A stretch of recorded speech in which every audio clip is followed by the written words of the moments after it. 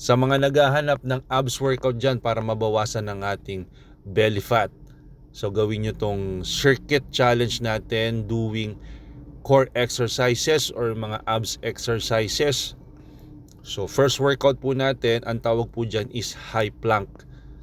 Okay, so ang difference po sa low plank is elbow po ang pantukod natin. Ito po, diretso po yung arms natin. So medyo mas madali po ito compared dun sa elbow plank.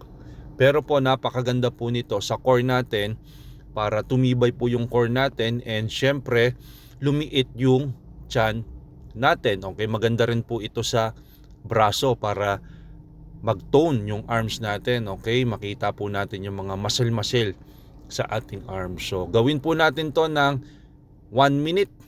Okay, so 1 minute po yan. So after nyan, pahinga po muna, rest tayo ng onte. Transition rest po ang tawag dyan. So hinga ng onte, hihiga po tayo. Okay, so pagkahiga po natin, taas yung kamay and reach sa gitna. Ang tawag naman po natin dyan sa exercise na yan is jackknife.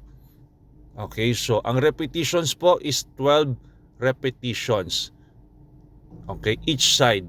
Kasi po pagka ginawa natin dito sa kaliwa, gagawin din po natin sa kanan para po balance. So napakaganda po sa ating tiyan yan. Naiipit po talaga yung abs natin, nakakrunch yung abs natin, and because of that, liliit po yung tiyan natin. Syempre po dapat po kasama ang pagda-diet or yung tinatawag po natin na intermittent fasting plus calorie deficit. And syempre po dapat nagbabawas po kayo ng matatamis at sobrang maaalat na pagkain.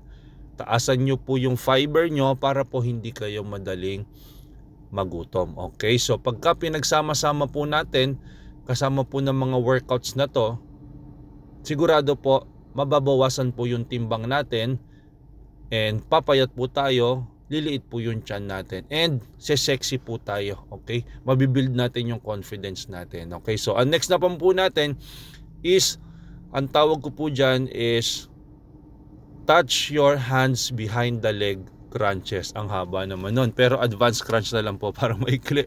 So ayun, so itatouch nyo lang po yung hand nyo behind your leg para po sumakit po yung upper abs nyo.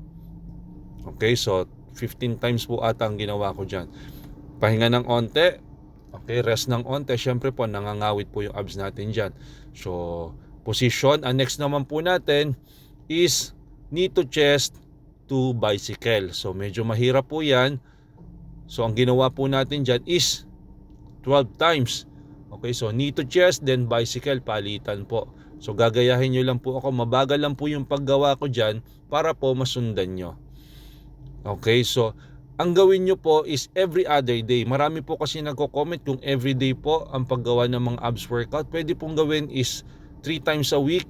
Iba-ibahin nyo po. Napakadami ko pong abs workout dito sa YouTube channel ko at sa Facebook ko po, and sa TikTok na rin. Okay, so iba-ibahin nyo po para po hindi po kayo magsawa. Okay, so after nyan, syempre rest po tayo, pahinga po ng onte kasi masakit po sa tiyan yan.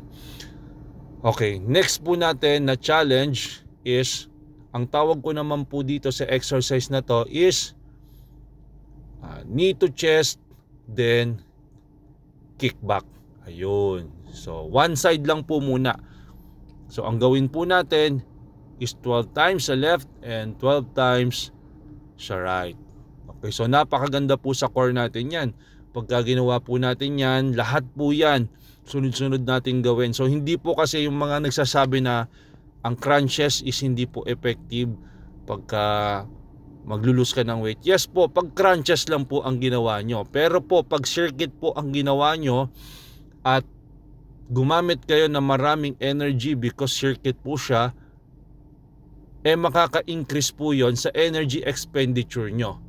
And pag yung pagkain nyo is sakto lang, portion control or calorie deficit, or kahit yung normal eating habit nyo lang plus fasting, makaka-create po kayo ng deficit nun. Okay, yun po ang dapat nating iintindihin. Okay, so pahinga po muna ng onte. Ang next naman po natin na challenge, ang tawag po dito is plank with jumping jacks. Okay, plank, jack, paikliin na lang natin. Okay, plank, jack. Okay, so 15 times po yan ha, sabayan nyo po ako. Yan, so hindi po 'di ba gumagalaw yung upper body ko, legs lang po ang tumatalon. Okay, pahinga ng onte, and ito po yung last challenge natin. Ang last challenge po natin is elbow plank na 30 counts. Okay, 30 counts kasi nag-count lang po ako dyan, wala naman po akong timer, or 30 seconds. Okay, so i-hold lang po natin, titiisin nyo lang po yan para po talagang masunog yung mga belly fat nyo at yung core nyo. So yun po, if na-enjoy nyo tong workout na to mga moms, mga tol, pasuyo, pa-like, pa-share, pa-subscribe na rin, and thank you for watching and see you on the next video. Bye-bye!